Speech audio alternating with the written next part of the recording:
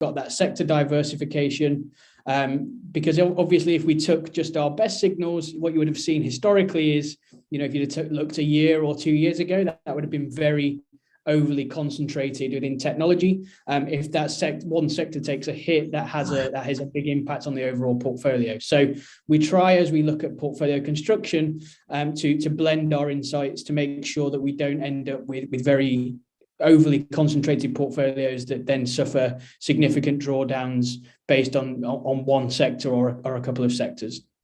In terms of what you should expect from the momentum portfolio, it will outperform significantly in expansionary phases. As we've seen through the time it's been live. So in the summer and early part and what I would call Q3 last year, it did very well. But then you could see higher drawdowns in contractionary phases because you're picking up some of that downward momentum as well. Value, on the other hand, is expected to lag in expansionary markets where there are less value opportunities, but certainly there should be more opportunities for outperformance in downturns, and we definitely saw that in January as well. So that's just a quick recap on our small cases themselves. Sartak, I'll hand over to you to talk more about the methodology from an algo and AI perspective. Thank you, Ben. If you could move to the next slide. Guys, I know some of those folks I've already spoken to in some of the webinars that we are doing for Investor AI. But for the people who are new, just to give you an overview of what, how, and when, Bridgeweave is primarily a machine learning and AI driven firm. So we don't have an army of, business analysts and, researchers or a standard equity research kind of a construct.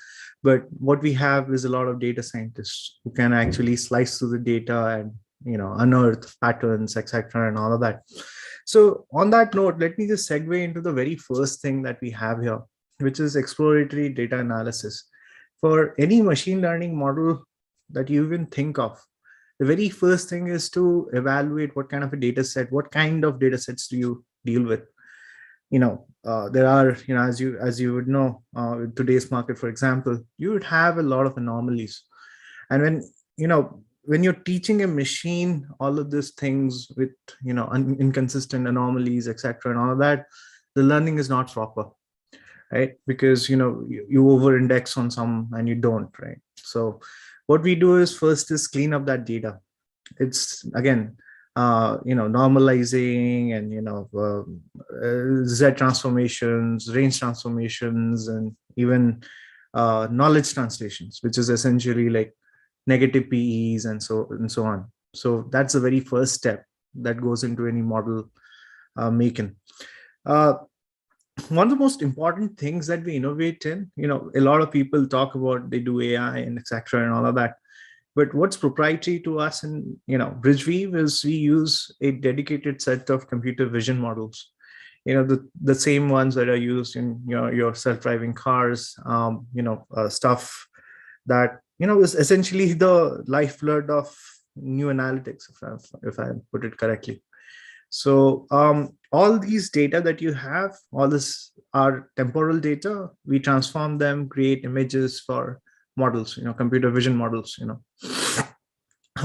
So the third point there you see is 12 years of data to support feature definition, model, and training. That's a